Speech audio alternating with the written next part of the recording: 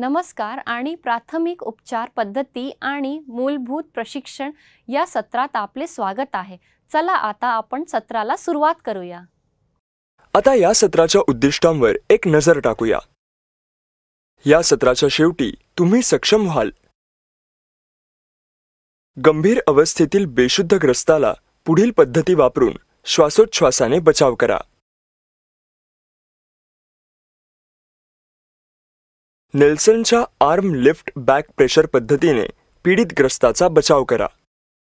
शेफरची पद्धत. तोंडावाटे बचावाची पद्धत. तोंड ते नाक पद्धत. कार्डिओपल्मोनरी रिसुसिटेशन म्हणजेच CPR. रक्तस्राव थांबवण्यासाठी उपचार करणे. प्राथमिक उपचार म्हणजे एखाद्या गंभीर जखमी किंवा आजारी व्यक्तीला दिलेली तात्काळ मदत आणि देखभाल. प्रामुख्याने पुढे जीव वाचवण्यासाठी, तब्येत खालावल्यास किंवा दुखापत टाळण्यासाठी. पीडितांना सुरक्षित ठिकाणी हलवण्याची योजना. शक्य तितक्या चांगल्या सोयी पुरवण्यासाठी आणि शेवटी त्यांना सर्व उपलब्ध माध्यमांद्वारे वैद्यकीय केंद्र किंवा रुग्णालयात पोहोचण्यासाठी केलेली मदत म्हणून परिभाषित केले आहे. प्राथमिक उपचार म्हणजे एखाद्या गंभीर जखमी किंवा आजारी व्यक्तीला दिलेली तात्काळ मदत आणि देखभाल. प्रामुख्याने पुढे जीव वाचवण्यासाठी, तब्येत खालावल्यास किंवा दुखापत टाळण्यासाठी. पीडितांना सुरक्षित ठिकाणी हलवण्याची योजना. शक्य तितक्या चांगल्या सोयी पुरवण्यासाठी आणि शेवटी त्यांना सर्व उपलब्ध माध्यमांद्वारे वैद्यकीय केंद्र किंवा रुग्णालयात पोहोचण्यासाठी केलेली मदत म्हणून परिभाषित केले आहे. पुढील हानी टाळा. तसेच काही वेळा स्थिती बिघडण्यापासून प्रतिबंधित करा किंवा आणखी दुखापत होण्याचा धोका असे म्हटले जाते. यात दोन्ही बाह्य घटकांचा समावेश होतो, जसे की रुग्णाला हानीच्या कोणत्याही कारणापासून दूर नेणे आणि स्थिती बिघडू नये म्हणून प्रथमोपचार तंत्र लागू करणे.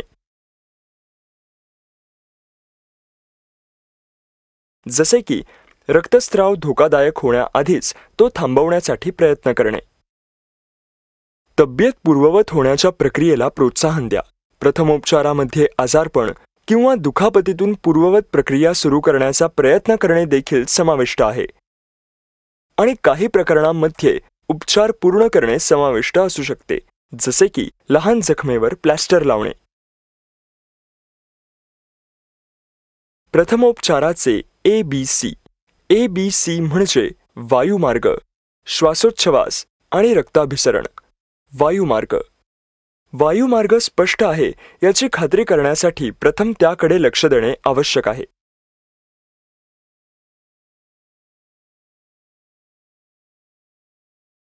श्वसनात अडथळा किंवा गुदमरणे ही जीवघेणी आणीबाणी आहे. श्वासोच्छवास. श्वासोच्छवास थांबल्यास पीडित व्यक्तीचा लवकरच मृत्यू होऊ शकतो. म्हणूनच श्वासोच्छवासासाठी आधार प्रदान करणे ही एक महत्त्वाची पायरी आहे. प्रथमोपचारात अनेक पद्धती वापरल्या जातात. रक्ताभिसरण. व्यक्तीला जिवंत ठेवण्यासाठी रक्ताभिसरण आवश्यक आहे. प्रथम सहाय्यकांना आता CPR पद्धतींद्वारे छातीवर दाब देण्याचे प्रशिक्षण दिले आहे. चला आता आपण पीडितेला कृत्रिम श्वासोच्छवास घेण्यासाठी तयार करण्याची प्रक्रिया पाहूया. घट्ट कपडे सैल करा, जे पीडिताच्या श्वासोच्छवासात व्यत्यय आणू शकतात. पीडित व्यक्ती उंच ठिकाणी असल्यास पीडिताला सुरक्षितपणे जमिनीच्या समतोलावर आणा. आवश्यक सुरक्षा उपाय करा. विलंब न करता त्वरित कृत्रिम श्वासोच्छवास सुरू करा. सर्वसाधारणपणे पीडिताच्या अंतर्गत भागांना दुखापत टाळण्यासाठी हिंसक ऑपरेशन टाळा. कृत्रिम श्वासोच्छवासाच्या विविध पद्धती आहेत, जसे की नेल्सनचा हात किंवा लिफ्ट बॅक प्रेशर पद्धत, शेफरची पद्धत, माउथ टू माउथ पद्धत, तोंड ते नाक पद्धत, कार्डिओपल्मोनरी रिसुसिटेशन किंवा CPR पद्धत. चला आता आपण लिफ्ट बॅक प्रेशर पद्धतीने नेल्सनच्या आर्मने पीडिताला पूर्ववत करण्याची प्रक्रिया पाहूया.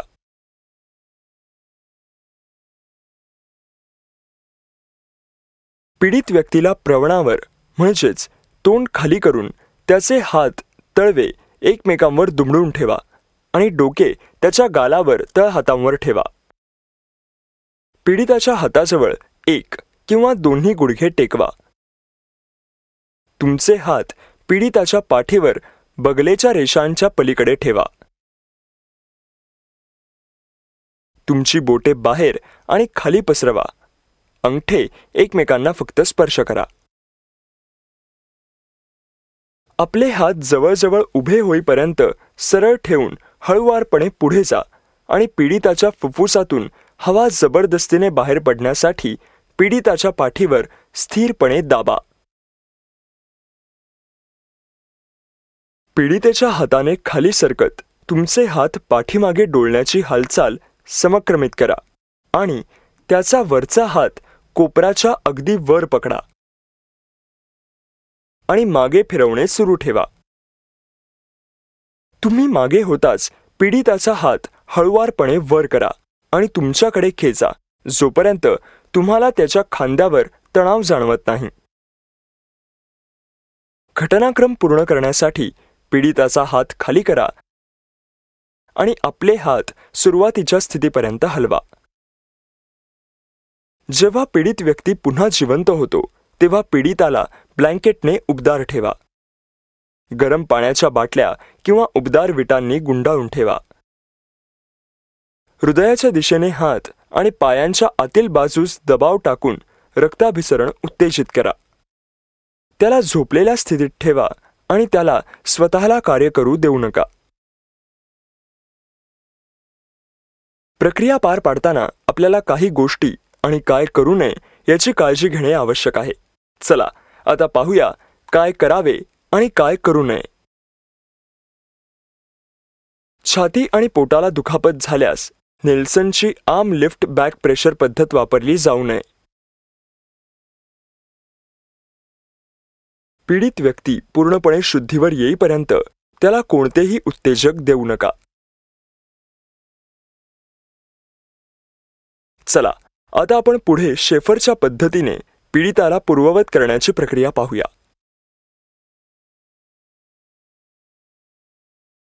पीडिताला त्याच्या पोटावर ठेवा. एक हात थेट पुढे न्या. दुसरा हात कोपराकडे वाकवा आणि चेहरा बाजूला वळवा आणि हाताच्या तळव्यावर ठेवा.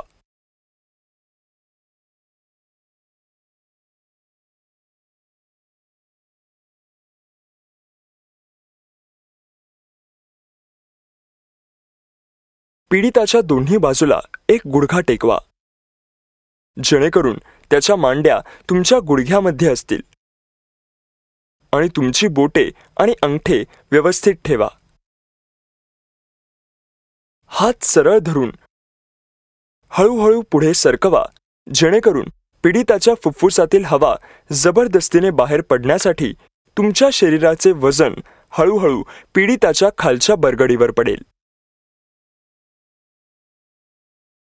आता पाठीमागे फिरवा आणि पीडिताच्या शरीरावरील सर्व दबाव काढून टाका ज्यामुळे त्याच्या फुफ्फुसांमध्ये हवा भरता येऊ शकेल. 2 सेकंदानंतर पुन्हा पुढे फिरवा आणि या क्रमाची पुनरावृत्ती साधारणतः 12 ते 15 वेळा प्रति मिनिट या वेगाने करा. पीडित व्यक्ती नैसर्गिकरित्या श्वास घेण्यास सुरुवात करेपर्यंत कृत्रिम श्वासोच्छवास सुरू ठेवा. छाती आणि पोटाच्या प्रदेशात पीडित व्यक्तीला दुखापत झाल्यास ही पद्धत टाळा. चला आता आपण पुढे पीडिताला माउथ टू माउथ बचाव करून पूर्ववत करण्याची प्रक्रिया पाहूया. प्रथम पीडिताला त्याच्या पाठीवर सपाट ठेवा आणि त्याचे डोके व्यवस्थित मागे करता येईल याची खात्री करण्यासाठी त्याच्या खांद्यांखाली कपड्यांचा रोल ठेवा. पीडिताचे डोके मागे वाकवा, जेणेकरून हनुवटी सरळ वरच्या दिशेने निर्देशित करेल. पीडाग्रस्ताचा जबडा पकडा आणि खालचे दात वरच्या दातांपेक्षा वर येईपर्यंत वरच्या दिशेने वाढवा. जिभेला हवेचा मार्ग रोखण्यासाठी कृत्रिम श्वासोच्छवासाच्या संपूर्ण कालावधीत जबड्याची स्थिती कायम ठेवा. दीर्घ श्वास घ्या आणि आपले तोंड पीडिताच्या तोंडावर ठेवा आणि एअरटाईट कॉन्टॅक्ट करा. पीडित व्यक्तीचे नाक अंगठ्याने आणि तर्जनीने बंद करा. जर तुम्हाला थेट संपर्क आवडत नसेल तर तुमच्या तोंडात आणि पीडिताच्या तोंडात सदिच्छर कापड ठेवा. लहान मुलासाठी आपले तोंड त्याच्या तोंडावर आणि नाकावर ठेवा. पीडित व्यक्तीच्या तोंडात त्याची छाती फुगेपर्यंत फुंकणे. आपले तोंड काढा आणि नाकावरील पकड सोडा. त्याला श्वास सोडू द्या. हवेतून बाहेर पडणारा आवाज ऐकण्यासाठी आपले डोके फिरवा. प्रक्रिया पार पाडताना आपल्याला काही गोष्टी आणि काय करू नये याची काळजी घेणे आवश्यक आहे. चला पाहूया काय करावे आणि काय करू नये. जर हवा आत फुंकली जाऊ शकत नसेल तर पीडिताच्या डोक्याची आणि जबड्याची स्थिती तपासा आणि अडथळ्यांसाठी तोंड पुन्हा तपासा आणि नंतर अधिक जोराने प्रयत्न करा. तरीही छाती वर न आल्यास पीडिताचा चेहरा खाली करा आणि अडथळे दूर करण्यासाठी त्याच्या पाठीवर जोरात प्रहार करा. काही वेळा पीडिताच्या पोटात हवा प्रवेश करते कारण पोटात सूज येते. श्वासोच्छवासाच्या कालावधीत पोटावर हळुवारपणे दाबून हवा बाहेर काढा. चला आता आपण तोंड ते नाक या पद्धतीने पीडिताचे पूर्ववत करण्याची प्रक्रिया पाहूया. पीडिताचे ओठ घट्ट बंद ठेवण्यासाठी एका हाताच्या बोटांचा वापर करा. पीडिताच्या नाकपुड्यांभोवती आपले ओठ ठेवा आणि त्याच्यामध्ये श्वास घ्या. पीडिताची छाती वरती आणि खाली जात आहे का ते तपासा. जोपर्यंत पीडित व्यक्ती प्रतिसाद देत नाही तोपर्यंत हा व्यायाम 10 ते 15 वेळा प्रति मिनिट या दराने करा.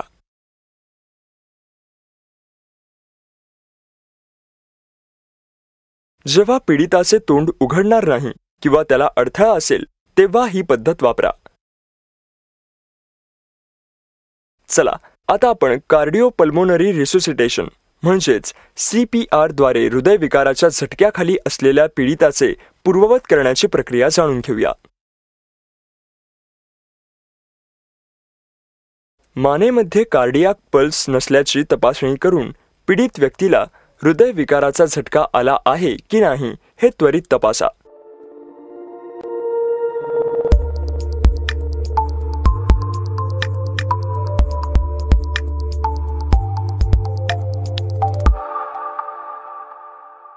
पीडिताला त्याच्या पाठीवर मजबूत पृष्ठभागावर ठेवा.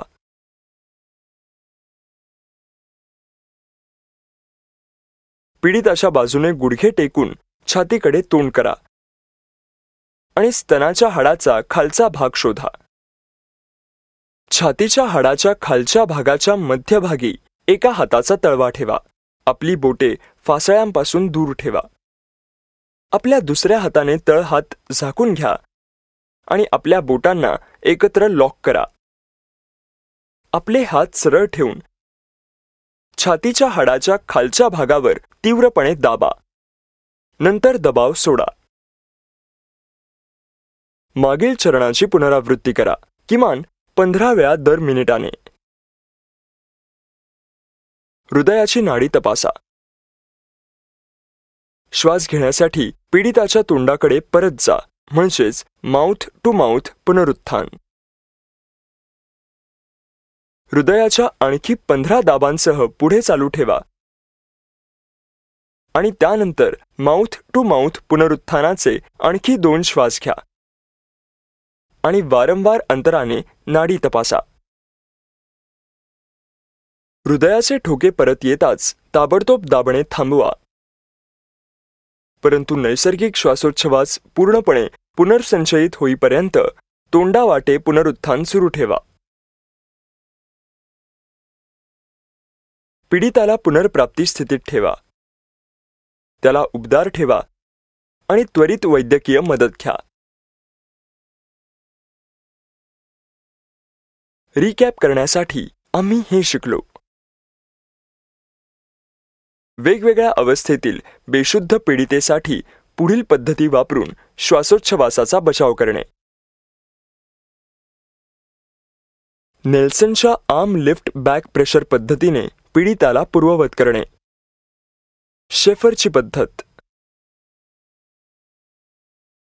माउथ टू माउथ बचाव करण्याची पद्धत. तोंड ते नाक पद्धत. कार्डिओपल्मोनरी रिसुसिटेशन म्हणजेच CPR. रक्तस्राव थांबवण्यासाठी उपचार करा. तर हे सर्व प्रथमोपचार पद्धती आणि मूलभूत प्रशिक्षणाबद्दल आहे. चला आता आपण पुढील सत्रात भेटूया.